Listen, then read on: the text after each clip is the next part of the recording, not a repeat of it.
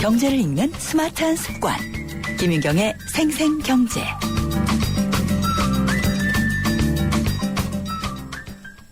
네, 목요일 이 시간은 안녕하세요. 생생경제가 만난 사람들로 시작을 합니다. 오늘은 거리에 오가는 사람들 중에 외국 관광객이 더 많다는 명동, 그중에서도 환전소를 찾아가 봤습니다.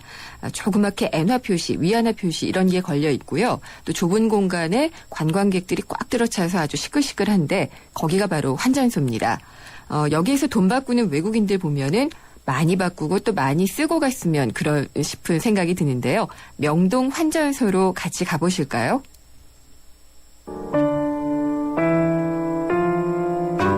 안녕하세요.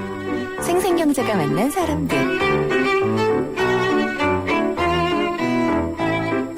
网络上说就是这边还蛮多东西。 명동 이쪽에 화장품이 싸고 그러다 보니까 이쪽에 와서 화장품을 쇼핑하러 왔다고 합니다. 为什么不去银行来这边换钱？因为这边不用手续费啊，而且 여기가 수수료가 없고요. 환율이 높다고 하십니다. 가족 단위로 지금 요즘에는 많이 오죠. 근데 저희 한전서도 좀 오지만은 이제 뭐 백화점으로 한국 물건 사러 많이들 이제 쇼핑을 많이 오는 걸로 알고 있습니다. 명동은 한전소가 전에 IMF 이후로 한전소가 잘 된다 해가지고 떠나됐다가 지금 폐업한 지도 많아요. 다시 생겼다 또 사료도 모르고 소문만 듣고 한전하면 돈을 만지니까 많이 번다 하지만은 그렇게 실속은 그렇지 않은데 이제 저희 가게인지는 지금 한 5년 됐습니다. 이제. 여기 제가 장사 시작한 일에 지금 처음 이렇게 제일로 안 되는 것 같아요. 요즘이 한 3분의 1은 줄은 것 같아요. 그러니까 아무래도 힘들죠. 또 마진은 그때보다도 더 박하고 지금 환율이 빠지는 시세라 올라간 시대는 저희가 좀 사놓으면 좀이라도 오르면 그게 많이 더 갭이 생기는데 지금 좀 바로바로 안 찍으면 바로바로 빠지니까 조금씩 이제 손해 볼 수도 있고 하니까 그렇게 힘이 드는 거죠. 지금 계속 시세 확인하시는 거예요? 저 뒤에 컴퓨터로? 그렇죠. 환율이 하루에도 뭐 100번이고 이렇게 바뀌니까 매 분마다 이렇게 바뀌니까 은행이 이렇게 해야 되고 우리는 실시간으로 은행이니까 환율 보고 그대로 이렇게 드리는 거예요. 거기서 조금만 저기 해보고. 그러니까 손님이 이렇게 오고. 한전은 저희들은 많이 포기하고는 현금은 많이 만지고 있지만 힘들어요. 은행에다 저희들이 계약을 했기 때문에 0점 이제 뭐 N 한 장으로 따진다면 100원 떼기 한다든지 이러니까 환율이 박해한 편이에요. 그리고 보기하고는 틀려요. 많이 힘들어요. 저희도 이제 한국은행 이제 사설이라 해서 또 뭐 어폐가 있는데요. 저희도 한국은행에다가 이렇게 사업자 영업 허가증을 내고 하고 또 세무서에서 다 사업자 내고 하기 때문에 이제 은행이 아니다 뿐이지 저희도 또 합법적으로 하는 겁니다.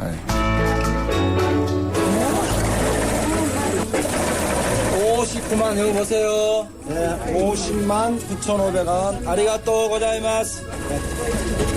요즘에는 이제 N이 많이 빠져갖고 중국 분들이 많이 오십니다. 관광을 중국 분들이. 일본인들은 아무래도 많이 줄었습니다. 지금 N 환율이 많이 빠져가지고. 네. 꿈이 있다면 뭐 우리 모든 경제가 전체적으로 잘 돼가지고 모든 사람이 다 건강한 나라가 이제 건강히 잘 살 수 있는 게 좋죠.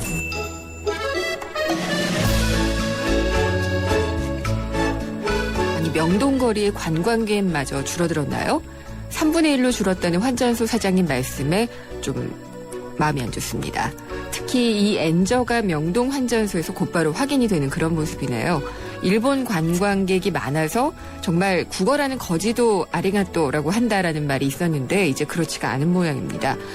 중국 사람들은 그래도 여전히 많이 오고 있네요. 그래서 우리 화장품 상당히 좋아하는데 중국 사람들은 통도 커서요. 중저가 화장품 아주 싹쓸이해가는 경우가 몇 년 전부터 있다고 합니다.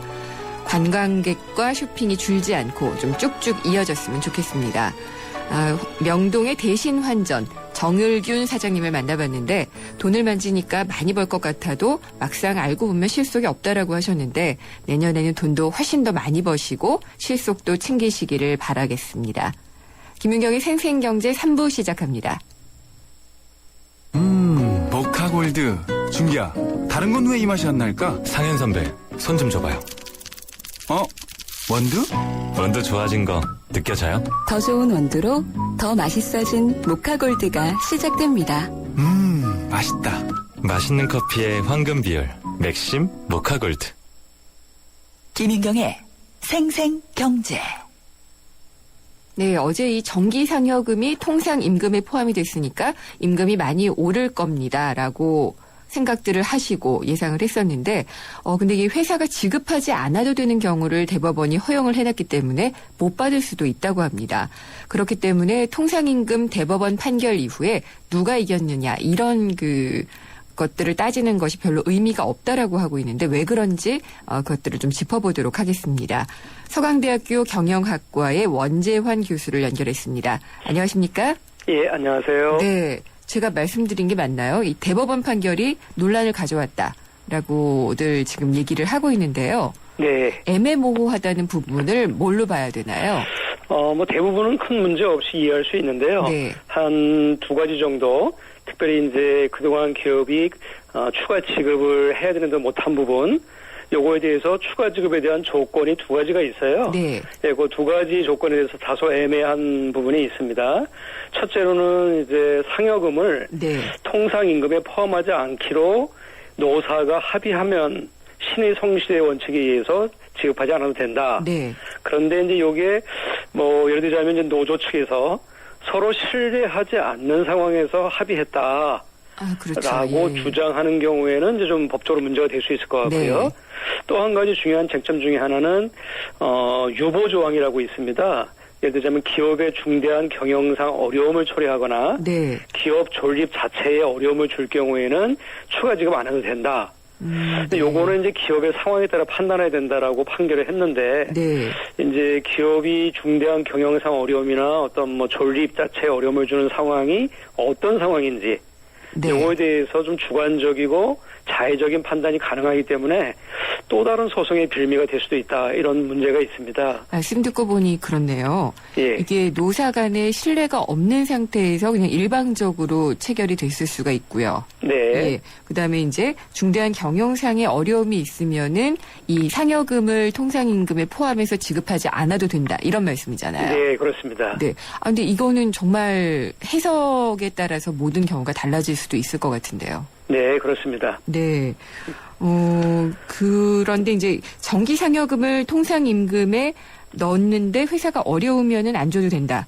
이런 말인데 이 경영상의 어려움이나 존립이 위태로운 경우 또 교수님께서 특히 이 부도 예측 분야의 전문가시기 때문에 여기에 대해서 어떤 기준점 같은 것들을 제시해 주실 수 있을 것 같은데요. 예. 네. 지금 대법원에서 판결문이 이렇게 되어 있습니다. 추가 임금 청구는 회사별로 따로 판단해야 한다. 네. 라고 얘기했고요. 따라서 이제 부도 가능성에 대해서 노조나 이제 회사 측의 견해 차이가 생기면 개별 기업별로 이제 소송을 할 수가 있는 상황이 됐거든요. 그렇다면 이제 기업이 이제 경영상 어려움이나 존립의 위태, 네. 존립의 위태라는 말은 이제 우리가 다른 용어로 하면 이제 부도라든지 이런 기업이 생존할 수 없는 상황을 말하는데 네. 일반적으로 기업이 부도날 가능성이 있느냐 없느냐 이 판단은 여러 가지 종합적으로 해야 되는데요. 예를 들자면 기업의 수익이라든지 현금 흐름, 네. 혹은 이제 부채 비율과 같은 유동성 문제, 단기 부채의 비중 이런 등등을 종합적으로 판단해야 되거든요. 네. 그래서 이런 것들에 대해서 부도 가능성이 높으냐 낮으냐를 판단하는 것은 그리 간단한 문제가 아닙니다. 네. 그래서 이런 문제에 대해서 이제 노사가 견해차가 있을 경우 이제 어떻게 보면 소송으로 갈 수 있는 그런 소지가 충분히 있다고 보여집니다. 지금 말씀을 듣다 보니까요. 네. 중소기업 같은 경우에는 노조를 못 만들게 예. 해서 노조가 없는 경우도 또 있고요. 예. 그다음에 이게 상장 기업이 아닌 한 재무제표에 대해서 투명하게 공개하지 않는 경우도 있거든요. 네, 그렇습니다. 그런 경우는 더더욱 어려워질 것 같아요. 예, 그래서 이제 만약 소송으로 가거나 이게 서로 노사가 합의가 안 될 경우에 대체적으로 보면 노측이 다시 말하면 노동자 측이 좀 불리하지 않느냐 하는 평가가 있거든요. 네. 지금 말씀하신 대로 우선 경영 정보에 대한 어떤 비대칭성, 네. 다시 말하면 경영 정보를 아무래도 사용자가 노동자보다 많이 가지고 있겠죠. 그렇죠. 그러니까 그런 경영 정보의 비대칭성이라든지 또 이제 소송 비용 문제. 아무래도 이제 사측은 이제 변호사 비용이라든지 이런 법적인 소송 비용에 대해서 여유가 있는 반면에 네. 노동자 측은 그렇지 못한 측면이 있기 때문에 이게 이제 소송으로 간다든지 했을 경우에 제가 보기엔 소송 비용이나 정부 차원에서 노조 측이나 노측이 대단히 불리하다. 이렇게 생각이 듭니다. 네, 그러니까 전체적으로 볼 때는 노측이 더 불리할 수도 있는 가능성이 높아 보인다. 이 말씀이시죠? 그럴 가능성이 있습니다. 네, 제가 보기에도 그런데요. 일단은 사측이 유리할 수 있는 그런 조항이 있기 때문에 이게 노동자들의 근로자들의 승리다라고 보기는 상당히 어려울 것 같습니다. 네, 그렇습니다. 그리고 대법원 판결대로 이제 정기상여금을 통상임금에 포함시켜서 계산을 해달라. 수당을 올려달라. 이렇게 직원들이 요구를 할 수 있게는 됐는데 회사 측이 거부를 한다. 아까 말한 그런 내용들 때문에. 그러면은 직원들이 취할 수 있는 방법은 소송 한 가지인가요? 일단 지금 이제 상여금을 포함시키는 것은 확정 판결이 났기 때문에 논란의 여지가 없습니다. 근데 다만 이제 과거 소급분에 대해서 이제 의견이 일치하지 않는 경우 결국은 직원들이 취할 수 있는 방법이라면 회사가 과거 소급분에 대해서 이러이러한 이유로 주지 않는다. 라는 이유로 소송을 할 수 있는 방법밖에 없을 것 같아요. 결국은 법정밖에 없는 건가요? 그렇죠. 이제 노사가 서로 합의하면 좋은데 그렇지 못한 경우는 지금 뭐 최후의 구제 수단은 그 개별 기업별로 법정 소송이 될 수밖에 없을 것 같습니다. 그리고 또 다른 나라에 비해서 우리나라 이 월급 명세서 보면은 상당히 체계도 많이 불분명하잖아요. 뭐 복리후생비 또 뭐 월동수당, 김장수당 뭐 이렇게 해서 다 나뉘어져 있는 경우가 많은데 이번을 계기로 해서 이런 것들이 좀 정리될 수 있는 계기는 안 될까요? 그거는 어떤 면에서 보면 이번 판결의 중요한 긍정적인 측면으로 볼 수가 있을 것 같아요. 제가 말씀하신 대로 굉장히 복잡하게 돼 있고 이런 것들을 조금 뭐 기본급이라든지 뭐 성과급 혹은 뭐 직무급 정도 더 간단히 얘기하면 기본급에다 성과급 이렇게 놓으면 굉장히 단순화되고 좀 분쟁이나 논쟁의 소지가 많이 줄어들 것 같거든요. 결국 이렇게 되면 이제 이것은 임금 체계의 어떤 합리성 그다음에 어떤 효율성으로 연결될 수 있기 때문에 어떤 좋은 기회도 될 수가 있는 상황이고요.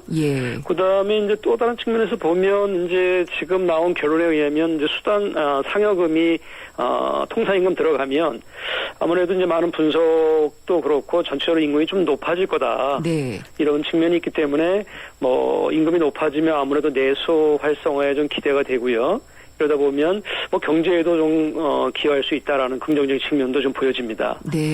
근데 이 상여금이라는 명목으로 주는데 이게 정기적이지 않으면은 또 상여금이 아닌 걸로 분류가 되면서 그것도 또 불이익을 받을 수 있는 부분이 있지 않을까요? 그래서 지금 대법원의 판결은 나름대로 굉장히 명료한데요. 통상 임금으로 인정을 받으려면 세 가지 기준이 있어요. 일률적이어야 된다. 모든 직원에 대해서. 또 정기적인 성격이 있어야 뭐 한 번 주고 만다든지 뭐 실적이 좋으니까 연말에 보너스 두둑이 준다든지 이런 것들은 이제 정기성이 없거든요. 그러니까 일률성, 정기성, 고정성 이런 세 가지 측면에서 분명한 기준을 줬기 때문에 이제 앞으로 이것이 통상 임금이냐 아니냐를 판단하는 데는 큰 문제는 없다고 보여집니다. 그리고 아까 이제 법정으로 가는 수밖에 없다라고 결론을 내기는 했는데 회사가 상여금을 통상 임금에 포함하지 않는다면은 그 법적 제재를 할 수 있는 근거가 마련된 건 아니죠. 지금 상여금을 통상임금으로 포함시키지 않으면 앞으로는 이제 문제가 되는 거죠. 문제는 이제 무효가 되는 거죠, 법적으로.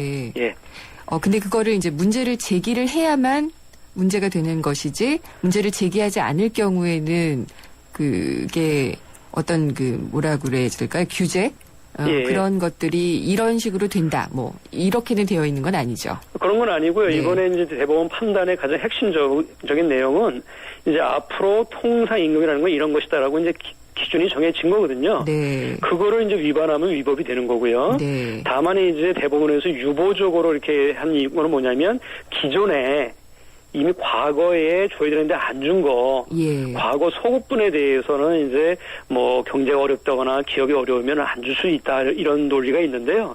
그래서 앞으로는 뭐 문제가 전혀 없습니다. 가이드라인이 분명히 조졌기 때문에 상여금을 통상임금에 포함 안 시키면 아까 제가 말씀드린 세 가지 기준에 의해서 이건 통상임금이다가 분명한데 안 시키면 그건 위법이죠. 그렇군요. 근데 이게 소송으로 계속 이어지게 된다면은 사측이든 노측이든 다 비용 낭비가 되는 셈인데요.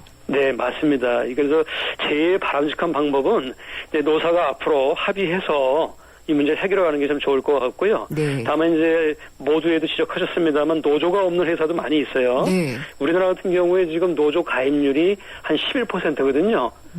그러니까 가입 안 된 사람이 더 많아요. 네. 예, 근데 이런 분들에 대해서는 이제 노사 합의라는 게 어렵지 않습니까? 그렇죠. 예, 이런 경우에 이제 그 89%에 대해서 회사 측이 얼마나 성의 있게 이런 문제 해결에 나설 것인가. 다시 말하면 뭐 소급분이라든지 앞으로 규정대로 한다든지 이런 거를 얼마나 회사가 적극적으로 성의 있게 하느냐에 따라서 결론이 달라질 수 있거든요. 네. 그래서 노사가 없는 경우에는 좀 회사 측이 좀 적극적인 마음으로 성의 있게 문제 해결을 해야지 이게 소송으로 안 갈 것 같아요. 네. 그러니까 결국 중요한 것은 노사 합의라는 부분이 있을 거고요. 네. 또 사측에서는 이 중대한 경영상의 어려움이라고 하는 것을 과대 포장이라고 해야 예. 될까요? 그렇게 하지 않고 좀 양심적으로 할 수 있는. 그렇습니다. 그렇게 해야지 어떤 국가적인 낭비로 흐르지 않고 둘 다 행복할 수 있는 방법이 되겠군요. 맞습니다. 예.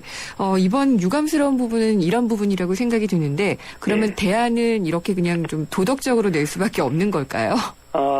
글쎄 몇 가지 좀 생각해 볼 수 있을 것 같아요. 좀 네. 앞으로요. 이제 가장 이제 유감스러운 건 이제 좋은 그 판결을 하긴 했는데 이제 유감스러운 부분은 결국은 이 순수 법적인 논리로만 된 게 아니고 약간의 정치적 경제적인 논리가 고려됐거든요. 네. 예를 들면 회사에 뭐 어려움이 있으면 안 줘도 된다든지 이런 거를 법원에서 판단할 필요가 있었을까. 네. 그러니까 이제 우리나라가 삼권 분립이 분명하지 않습니까? 네. 예, 그래서 사법부는 정말 가능하면 법적인 논리로 모든 걸 풀어야 되고요. 그다음에 이제 아까 말한 그런 기업이 어려움이 처한 거 이런 것은 좀 경제적인 고려. 네. 그다음 또 이제 입법 사항 이런 건 정치적인 고려인데요. 그래서 정치적인 것은 국회에 맡기고 좀 경제적인 기업이 어려운 경우에는 정부에 맡겨서 문제를 해결해야지. 네. 이거를 기업이 어려우면 이렇게 할 수도 있다라고 그런 정치적 경제적인 고려를 함께 내놓는 것은 네. 제가 보기에 상권 분립에도 안 맞고 적절하지 않고 좀 유감스럽다. 뭐 예를 들자면 이런 겁니다. 뭐 범법이나 위법 행위를 했을 경우에 법원에서 과태료나 혹은 벌금을 선고를 했는데 네. 범법자의 경제 상황을 고려해서 네. 이거를 뭐 줄일 수 있다, 벌금을 안 낼 수 있다, 이건 말이 안 되잖아요. 네. 그래서 그런 논리로 봐서도 제가 보기에는 이런 정치적인 경제적 고려는 대단히 유감스러운 면으로 보여지고요. 그러면 어떻게 해결해야 되는 대안을 좀 말씀을 드리면 네.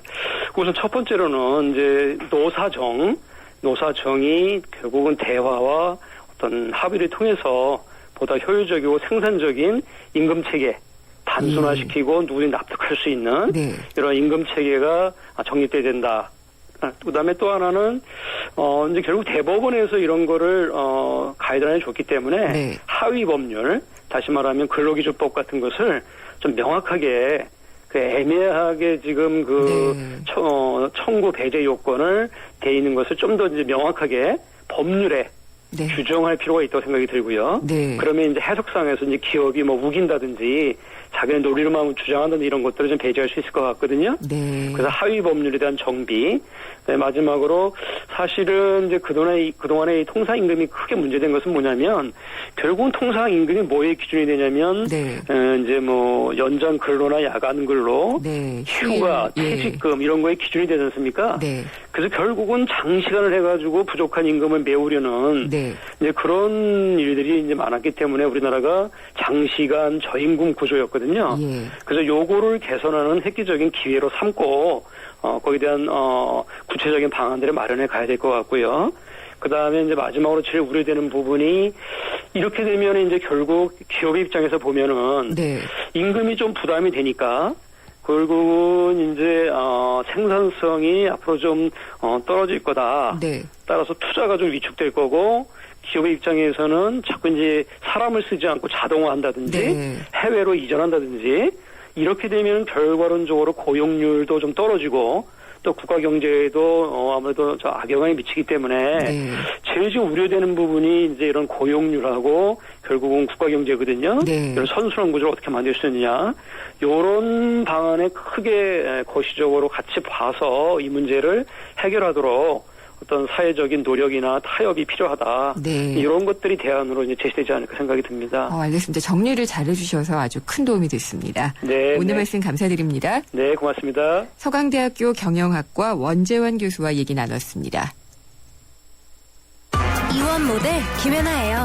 훈련으로 지칠 때마다 제게 에너지를 준 건 러브, 팬들의 사랑과 피플, 국민 여러분들의 파이팅이었어요.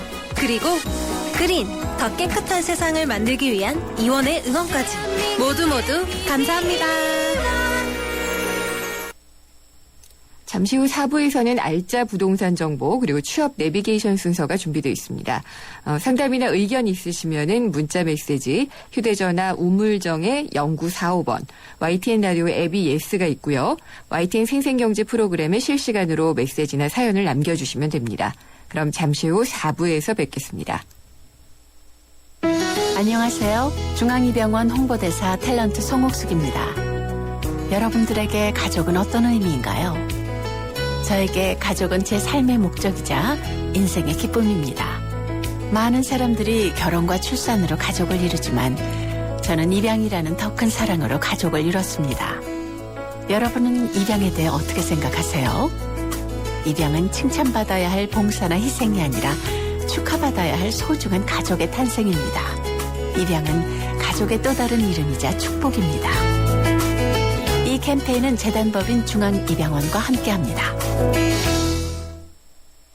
가난한 나라 대한민국이 셀 수 없이 많은 그 어려움들을 넘어 오늘의 경제 강국으로 우뚝 서기까지 평생 희생할 줄만 알았지 자기를 위해 모을 줄은 몰랐던 우리의 어머니, 아버지.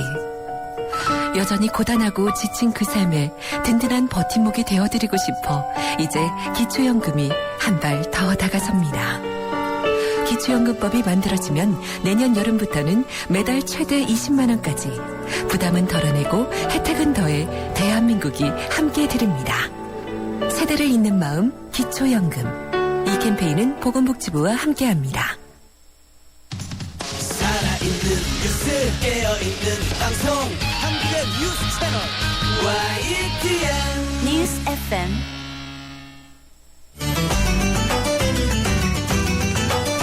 한 걸음 더 경제와 가까워지는 오후 김윤경의 생생경제.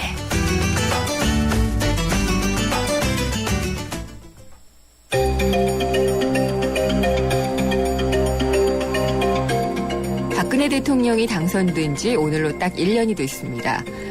당선인과 대통령으로서 지난 1년 성적표는 어떨까요? 생생경제는 경제 프로그램이니까 경제만 보겠습니다. 우선 복지와 경제 민주화 공약 어떻게 되고 있죠? 준다고 약속했던 기초연금 이게 어떻게 진행이 됐길래 주무부처인 보건복지부 장관이 사퇴를 다했을까요? 65세 이상 모든 노인에게 월 20만 원씩 주겠다던 공약, 소득 하위 70% 노인에게만 10만 원에서 20만 원까지 차등 지급하겠다 이런 쪽으로 대폭 손질이 됐습니다. 복지, 아무래도 재원이 문제입니까? 그러면 증세하십시오. 물론 조세 형평성을 고려한 증세여야 됩니다. 서민들 등골만 빼먹는 증세는 절대로 안 됩니다. 일감 몰아주기 규제는 어느 정도 진행이 됐습니다. 그렇지만 순환 출자를 금지하는 이런 기업 지배구조 개선이나 금산분리 강화 이런 것들은 여전히 손도 못 대고 있습니다. 취임할 때는 중소기업만 찾아보던 대통령이 며칠 전에 전경련 건물 신축된 곳에 가셨던데 경제 민주화에 대한 얘기는 수위가 상당히 낮아졌더군요. 민영화와 관련된 정부의 입장도 사실 잘 이해가 되지 않습니다. 아주 협소한 민영화의 개념을 적용해서 이건 민영화가 아니다 라고만 하는 것은 지난 정부 때 대운하 사업은 4대강 사업이 아니다 라고 했던 것과 너무 잘 대꾸를 이루고 있습니다. 국민들이 뭘 원하는지 알고 계십니까? 대외 사정도 어려운 지금 우리나라만 고성장해야 된다고 무모한 주장을 하는 국민은 없습니다. 우린 단지 복지와 경제 민주화라는 약속을 믿었을 뿐입니다. 국가가 더 줘야 된다고 안다라는 것도 아닙니다. 부디 귀를 열어주셨으면 합니다. 대통령 당선 1주년, 여러분은 몇 점을 주고 계십니까?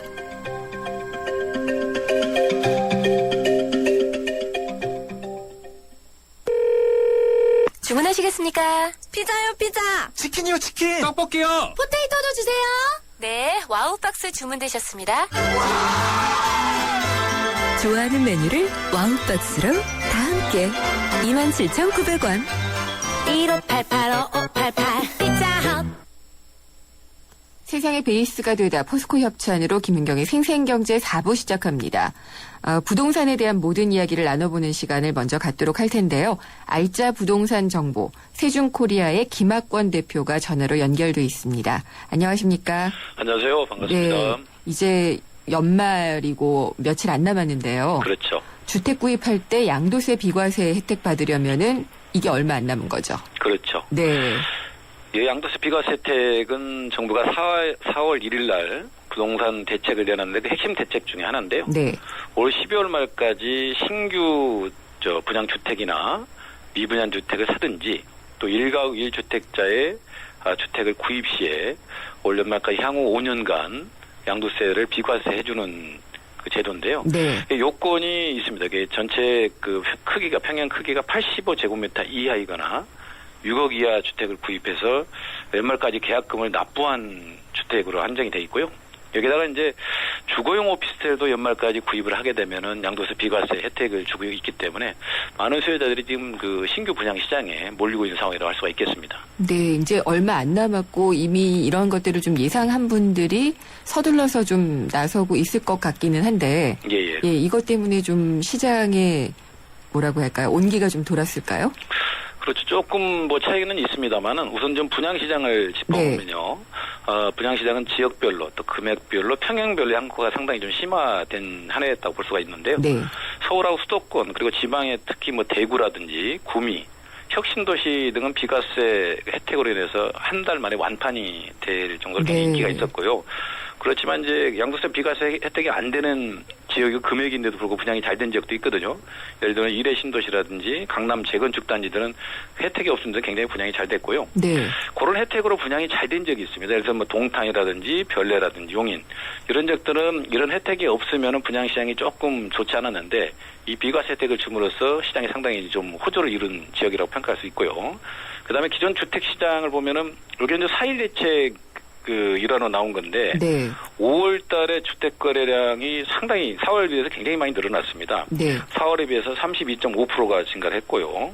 6월 달에는 128% 굉장히 증가 많이 했는데, 요거는 이제 취득세 감면하고 혜택을 같이 이제 맞물려갖고 굉장히 됐는데, 여기 이제 취득세 감면이 끝나자마자 7월 들어서는 6월에 비해서 그 거래량이 20% 정도 감소가 됐어요. 네. 이게 이제 좀 그 시장 회의적인 것도 있고 아까 말씀드렸다시피 취득세 감면 혜택이 끝나니까 이제 감소가 됐는데 그 이후에 8월 달 이후는 근데 굉장히 좀 감소가 되니까 정부에서도 8.18 대책을 내놨거든요.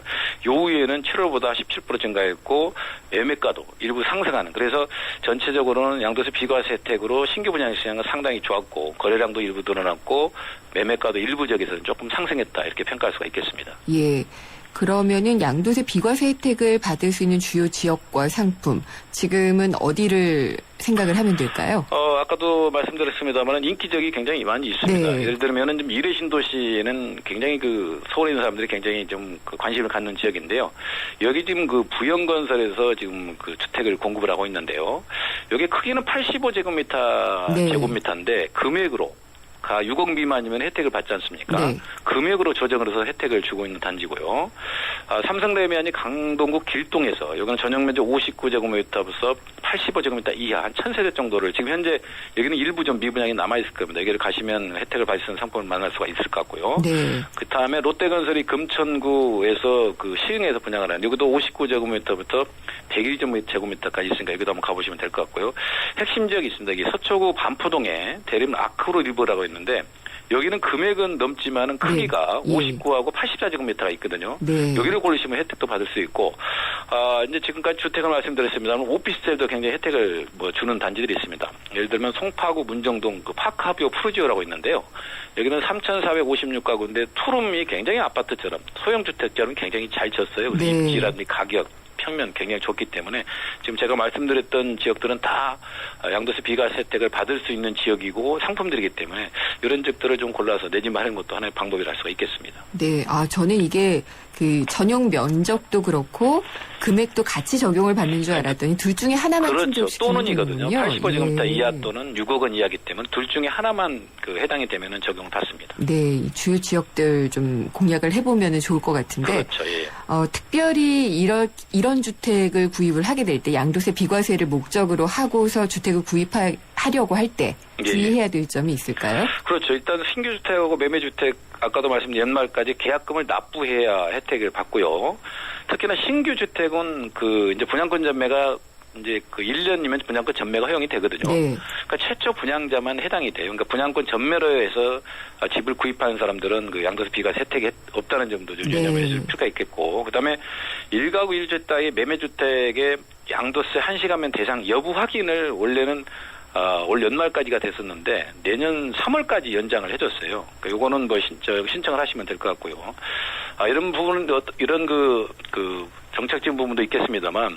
양도세 비과세가 올 연말까지 끝난다 하니까 사람들이 좀 마음이 서둘고 급한 분들이 굉장히 계신데 물론 좋은 상품이면은 연말 안에 분양을 받는 게 굉장히 좋긴 하겠습니다만 최근에 이제 분양이 또 안 되는 적도 이런 좋은 조건을 내세우는 상품들이 굉장히 많거든요. 그래서 가격이 싸다고 또 분양 조건이 좋다고 덜컥 계약을 하시면 곤란하거든요. 예를 들어서 입지라든지 가격, 평형, 향후에 집값이 좀 그래도 상승할 수 있는 지역들, 또 입지 이후에 내가 팔고 싶을 때 아무데나 팔 수 있는 이런 상품들을 골라야지만이 좀 혜택을 볼 수 있겠다 이렇게 평가할 수가 있겠습니다. 네, 양도세 비과세 혜택은 올해 안에 챙겨야 될 대표적인 거라서 많이들 좀 생각을 하고 계실 텐데, 그렇죠. 그 밖에도 또 올해로 끝나게 되는 부동산 혜택이 있을까요? 전자 말씀드렸으면 양도세 비과세가 끝나는 거고요. 네. 제일 또 큰 부분이 생애 최초 주택 구입자들이 취득세 면제가 올 연말에 일몰이 됩니다. 이거 좀 유념을 하셔야 될 것 같고요. 그다음에 다주택자 양도세 중과가 연말에 종료가 되는데 요거는 지금 여야가 지금 새누리당은 폐지를 주장을 하고 있고 야당은 안 된다고 지금 하고 있는데 아마 1년 연장을 야당과 어느 정도 좀 합의를 하지 않았나. 요거는 1년 연장이 아직 확정은 안 됐습니다만 될 가능성이 상당히 있고요. 그다음에 종합부동산세가 국세에서 지방세로 전환을 한다는 것도 유념을 해주셔야 될 것 같고요. 그다음에 주택 청약 연령은 원래는 20세였거든요. 네. 근데 내년부터는 만 19세로 완화가 되고 있고, 그 다음에 2014년 4월부터 리모델링 수익증정이 허용이 됩니다. 그래서 전체적으로 지금 전문가라든지 저성각도 내년 중반 이후에 시장이 어느 정도 좀 회복될 가능성이 좀 있습니다만. 시장 흐름을 좀 지켜볼 필요가 있죠. 특히나 정부 정책에 의해서 시장이 많이 지금 좌우가 되고 있기 때문에 정부 정책 흐름이 어떻게 되는가를 보시고, 물론 연말까지 양도세 비과세 혜택을 받을 수 있기 때문에 그 안에 좋은 상품을 고르는 게 굉장히 좋습니다만 그렇지 않으면 좀 시장 흐름을 주시하면서 대집하는 것도 좋은 방법이다 이렇게 볼 수가 있겠습니다. 네, 그리고 이 양도세 비과세 혜택의 경우에는 돈이 오간 다음에는 그게 소급 적용이 안 되는 거죠. 돈이 다 이제 그때 거래가 돼야지만 비과세 혜택을 받을 수가 있는 거죠. 그렇죠. 계약금의 납부가 된 상태로 그렇죠. 계약금 그러니까 계약서만 써서는 안 되는 거고요. 계약금이 납부가 돼야 혜택을 받을 수가 있습니다. 네, 알겠습니다. 잘 들었습니다. 예, 감사합니다. 세준코리아의 김학권 대표였습니다.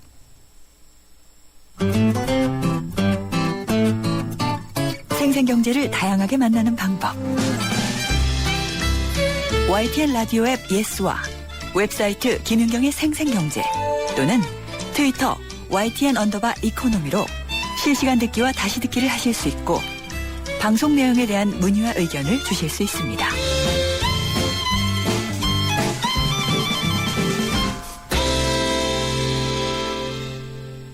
취업하기 참 어렵습니다. 하지만 정보를 안다면 조금 더 빨리 쉽게 취업의 문을 두드릴 수가 있는데요. 취업에 대한 정보와 방법을 자세하게 소개해 주실 오늘은 인크루트의 임경현 본부장이 스튜디오에 나오셨습니다. 안녕하십니까? 안녕하세요. 임경현입니다. 네, 오늘 본부장님이 나오셨으니 또 다른 정보를 또 얻을 수 있을까요? 일단 문의 들어온 내용을 알려드릴게요. 8722님인데요. 대학 입학 후에 처음 맞는 겨울방학입니다. 단순히 스펙을 준비하기도 그렇고 해서 아르바이트를 통해서 돈도 벌고 경험도 쌓으려고 하는데 혹시 아르바이트를 똑똑하게 하는 방법이 있을까요? 스마트 알바 비법인가요? 그러니까 방학을 맞이해서 이제 많은 학생들이 아르바이트를 구하고 있을 텐데요. 대부분은 아르바이트를 그저 단순히 용돈을 버는 정도로만 생각을 하는 경우가 많죠. 근데 제가 생각하기에는 이 아르바이트도 어떻게 잘 고르고 실행하느냐에 따라서 중요한 스펙이 될 수 있겠다라는 생각입니다. 아직 저학년이라고는 하지만 아르바이트 경험을 통해서 자신도 모르는 사이에 스펙을 쌓을 수도 있게 되는 것인데요. 네. 또 만약에 그게 이제 인사 담당자들이 선호하는 경력으로 인정까지 받을 수 있다면 뭐 더할 나위 없이 좋겠죠. 이게 바로 똑똑하게 아르바이트를 하는 방법이라고 할 수 있을 것 같습니다. 어떤 아르바이트를 하면은 인사 담당자도 좋아하는 아르바이트인 줄 알아야겠네요.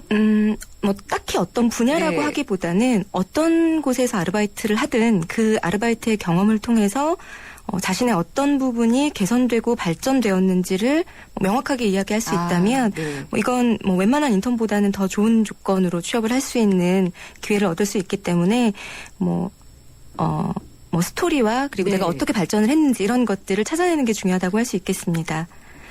그러면은 네. 뭐 그런 경험에 대해서 이야기한 예가 있으면 들어주시면 좋을 것 같아요. 인사 담당자들을 포함해서 많은 네. 취업 전문가들이 요새 이제 알바도 경력이다라는 말씀들을 많이 하고 계세요. 그러니까 인크루트가 2012년에 인사 담당자들을 대상으로 그러니까 신입 구직자들의 아르바이트 경험을 어떻게 평가하느냐라는 설문조사를 네. 실시한 적이 있었는데 84.4%가 신입 구직자의 경우 아르바이트 경험도 매우 중요한 경력사항으로 네. 생각한다라고 예. 응답을 이렇게 해주신 게 이제 그런 같은 맥락이라고 볼 수 있을 것 같고요. 네. 요새 이제 일부 구직자들이 굉장히 많이 질문을 하시는 게 아르바이트 경험도 이력서에 써도 됩니까?라는 네. 질문들을 많이 하세요. 근데 이제 최근의 채용 트렌드는 사실 경험에는 귀천이 없다라는 겁니다. 그래서 어떻게 자기를 개발시켰는지 그리고 그 자기를 개발시킨 그 스토리를 얼마나 감동적으로 전달을 하는지가 더 중요합니다.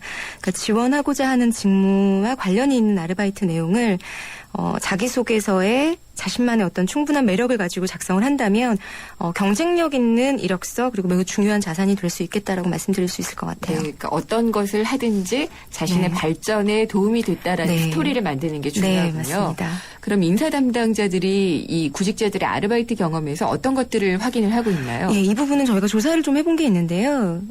인사 담당자들을 대상으로 조사를 해본 결과 네. 가장 많이 확인하고 있는 건 지원한 업무와의 부합성이었습니다. 네. 64%였는데 아르바이트 활동을 경력으로 인정하기 위해서는 뭐 어쨌든 가장 첫 번째 조건이라고 할 수 있을 것 같고요.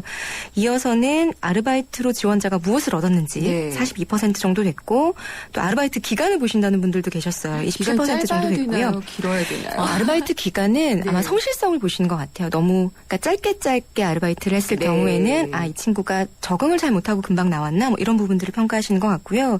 다음으로는 아르바이트의 업종이나 직종 네. 그리고 고용주나 함께 일하는 사람의 평판 굉장히 중요하죠. 네. 이것도 10% 정도의 응답이 나왔고요. 네. 아르바이트에서 어떤 구체적인 성과를 만들어냈는지를 보신다는 분도 약 10% 정도가 됐습니다. 어려운데요? 네, 이런 내용들을 종합을 해보면 그러니까 취업을 준비하는 데 있어서 무작정 그냥 지원하는 게 아니라 내가 어떤 분야에서 무슨 일을 하고 싶은지에 대한 그 지향점을 정확하게 알고 네. 그리고 아르바이트를 통해서 이 부분을 꾸준히 개발해온 사람이 인사 담당자에게 매력적으로 보일 수 있다는 점을 꼭 이렇게 기억을 하시는 게 좋을 것 같고요. 또 이런 희망 직무와 관련이 없는 아르바이트를 했을 경우에 네. 그럼 나는 관련 분야에서 일을 한 적이 없는데 라고 네. 걱정을 하시는 분들이 좀 계시는데 지원 직무와 크게 관계가 없는 아르바이트 경험을 이력서에 쓰는 게 좋겠습니까? 쓰지 않는 게 좋겠습니까? 라고도 네. 또 여쭤봤어요. 그랬더니 아르바이트를 했다라는 경험 자체는 사회 경험이니까 비워놓는 것보다는 적는 것이 좋다라는 네. 답변이 73% 정도의 응답으로 나왔습니다. 근데 이제 또 네. 직무와 관계가 없으면은 네. 또 큰 메리트는 안 되는. 큰 메리트는 일단 없겠지만 네. 자기 스스로 그러니까 관련이 없는 분야라고 하더라도 직무 분야가 아닌 다른 뭐 조직 적응력, 조직 네. 생활에 대한 경험, 사회 활동, 넓어진 인맥 뭐 이런 것들에 대해서 스스로 이렇게 좀 만들어내야 할 필요는 있을 것 같고요. 그런 것들을 만든 이후에 크게 희망 직무와 관련이 없다고 하더라도 이력서에 작성을 하는 것은 어쨌든 필요한 사항이다라고 생각이 됩니다. 예, 이거 보니까 그런 생각이 드는데 미국 언론 환경 같은 경우에 보면은 네. 뭐 워싱턴 포스트의 편집국장이다 그래도 내가 어디서 인턴했다 이런 네. 것도 이력에 넣더라고요. 그렇죠. 근데 우리는 그런 거 안 넣잖아요. 잘 안 넣죠. 네, 인턴을 하는 것이 네. 상당히 좋은 그런 그렇죠. 어떤 좋은 배경이 경험이고, 되는 건데, 예. 그러니까 그게 상당히 좀 문화가 다르던데 우리도 네. 점점 이런 것들을 인정하는 분위기로 예, 인사 가고 담당자들께서 있군요. 73%가 적는 것이 좋다라고 응답을 해주셨으니까요. 쓰는 게 좋을 것 같습니다. 그러면은 아르바이트 지원할 때도 무조건 이게 구인구직 올라온다고 해가지고 그냥 가서 하는 게 아니라 그렇죠. 잘 생각을 해서 계획적으로 해야 될 것 같아요. 예, 맞습니다. 예. 그러면은 어떻게 준비를 하면 좋을까요? 우선 가장 중요한 건 내가 무엇을 하고 싶은지를 먼저 아는 게 중요하겠죠. 내가 무엇을 하고 싶은지를 제일 알아야 네. 예. 그 일을 하는데 경쟁력 있는 경험을 쌓을 수 있는 알바를 찾을 수 있을 테니까 본인이 하고 싶은 일, 좋아하는 일, 관심 있는 분야 이것을 찾는 게 가장 중요하고요. 그 다음에는 이 분야와 관련이 있는 아르바이트를 찾는 게 그 다음번에 해야 할 일이라고 네. 생각이 듭니다. 아르바이트 경험을 경력으로 인정을 받기 위해서는 내가 한 경험이 실무 능력으로 전환이 될 수 있어야 하기 때문인데요. 단기 아르바이트도 직무와 관련이 된다면 입사 지원을 할 때 인턴십 못지않은 주요한 경험으로 인정을 받을 수 있기 때문입니다. 네. 또 그 다음에는 이건 사실 좀 기술적인 얘기긴 한데요.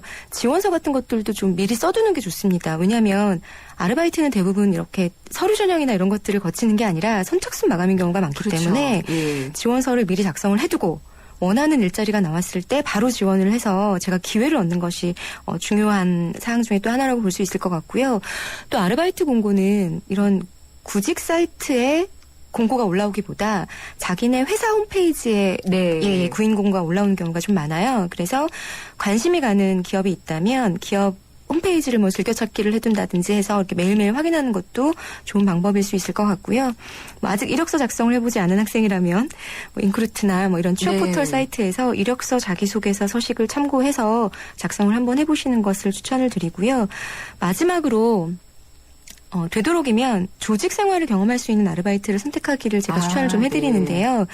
혼자 하는 아르바이트보다는 어쨌든 기업의 아주 중요한 채용의 요건 중에 하나가 대인 관계 능력 네. 그리고 조직적 능력이라는 것을 감안을 할 때 여러 사람이 모여 있는 조직에서의 생활을 한 경험이 있는 지원자가 그렇지 않은 지원자에 비해서 훨씬 경쟁력 있는 일리가 있어요. 예. 구직자가 될 수 있다라는 네. 점에서 조직 생활을 경험할 수 있는 아르바이트를 구해보시기를 추천을 드립니다. 네. 어떤 게 있을까 생각은 좀 궁금하기는 한데. 회사에서 여러 명이 같이 할 수 있는 네. 상사가 있는 그런 아르바이트를 해보는 게 좋을 것 같아요. 네. 하기는 제가 부장일 때 그 아르바이트 학생을 썼었는데 네. 그 학생이 좋은 대기업에 네. 들어갔는데 그게 도움이 됐었을까라는 생각도 조금 해봅니다. 되었을 것 같은데 예. 그게 비단 취업을 할 때 도움이 되느냐 마느냐에 네. 대한 이슈도 있지만 취업이 됐을 때 조직 생활을 경험해본 신입과 그리고 경험해보지 않은 신입이 그 조직에 적응해 나가는 능력은 분명히 차이가 있을 거라고 생각이 되고요. 맞아요. 분명히 경험이 있을 예. 거라고 생각합니다. 상사가 이렇게 그렇죠. 나쁜 상사일 때는 어떻게 대처를 해야 되나 이런 것들도 본인들이 많이 도움이 됐을 것 같아요.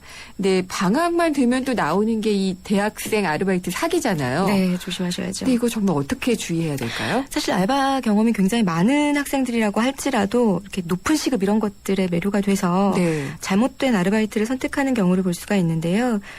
방학 때 이런 아르바이트들이 또 특히 더 많아지기 때문에 주의를 할 필요가 있습니다. 몇 가지 좀 말씀을 좀 드리면 우선 홍보요원 모집 아르바이트 네. 하는 게 있어요. 다 그렇다는 건 아니지만 이런 경우에 다른 홍보요원을 내가 모집을 해야 한다거나 아니면 네. 관련된 물건을 내가 직접 팔아서 수당을 받는 다단계식 아르바이트일 가능성이 있기 때문에 반드시 사전에 확인을 해보셔야 하고요. 네. 또 이런 추운 겨울에는 굉장히 매력적인 아르바이트 중에 하나가 재택 아르바이트입니다. 그렇죠. 그런데 이 재택 아르바이트 중에 가장 많이 하는 게 워드 아르바이트예요. 네. 이 경우에는 해당 프로그램을 먼저 내 돈을 내고 구매를 해야 된다거나 꺾이군요. 그렇죠. 네. 그렇거나 아니면 이게 제대로 되지 않았다는 이유로 수당 지급이 되지 않는 경우가 많다고 하니까 조심하셔야 할 것 같고요. 또 구체적인 업무 내용이 없이 네. 이메일로 이름, 나이, 연락처, 주소 이런 개인 이력사항을 먼저 보내라고 네. 하는 것도 있다고 합니다. 네. 다 그런 건 아니겠지만 개인정보를 빼내려고 하는 목적인 경우도 있기 때문에 주의하셔야 하고요.